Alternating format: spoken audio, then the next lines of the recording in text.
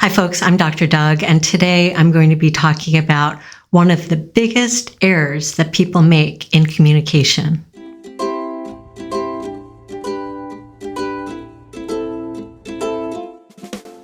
Imagine this.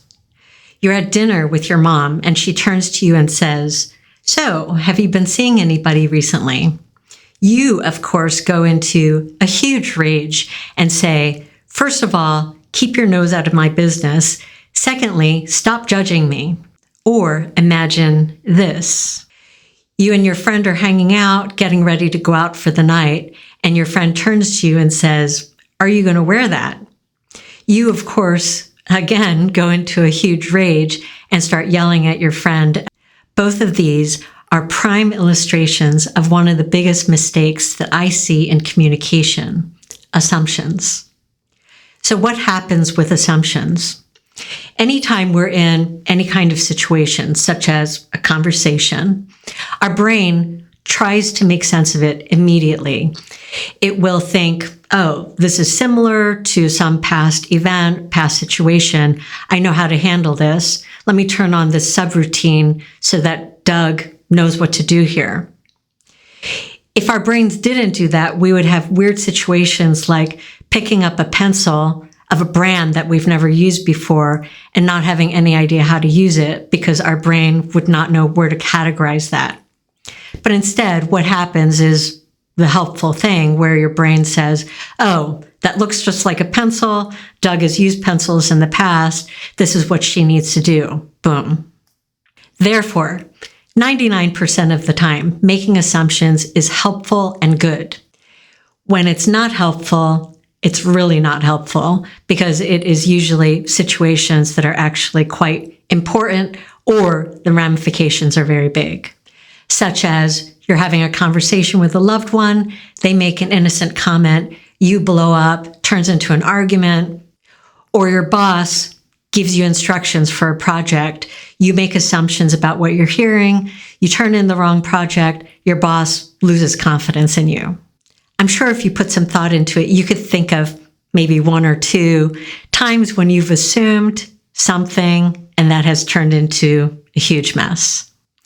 What do we need to do in order to avoid this communication error? We're going to cover 3 strategies in order to avoid this problem. These 3 strategies require you to hold a slightly different perspective of the other person than usual, almost as if they are an alien or a different species. The reason I say that is that because we look at them and they look very similar to us because they're the same species, we're both earthlings, we assume that a lot of the things that they say, think, do are similar to the way that we think, say, and do. And when we do that, that is when a lot of those misunderstandings can happen.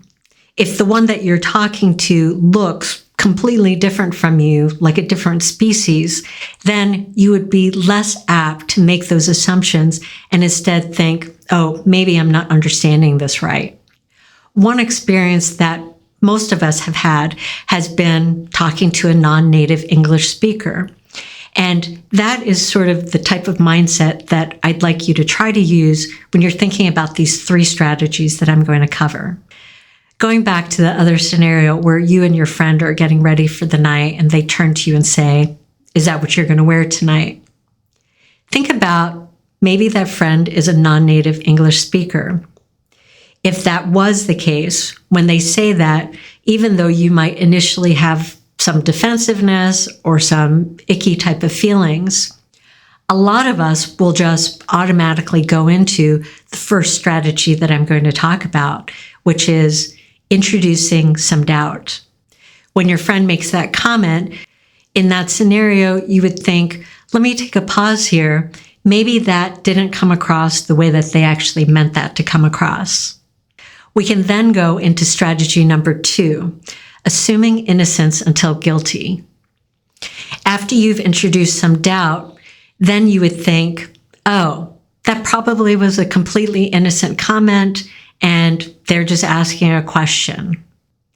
We can then roll right into strategy 3, which is be curious instead of right.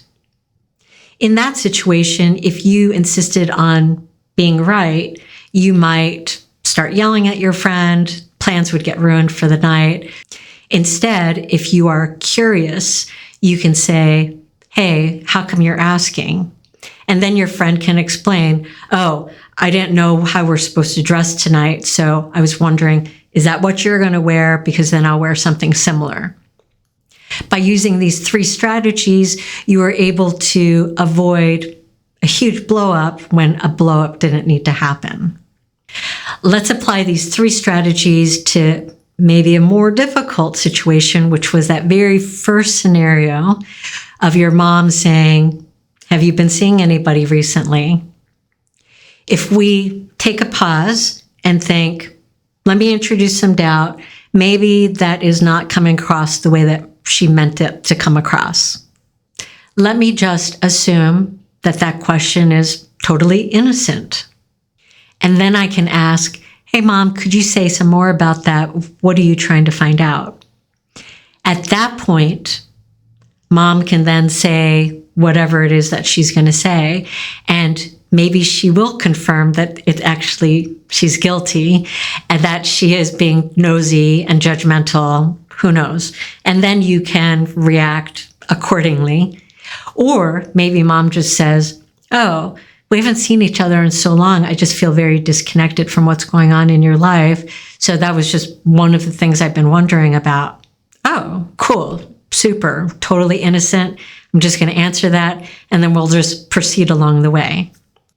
I'm hoping that with these 3 strategies under your belt, that you will be able to have much smoother conversations with all of the lovely aliens in your life. Thanks for stopping by. That's it, folks. I'm Dr. Doug, and I'll see you next time.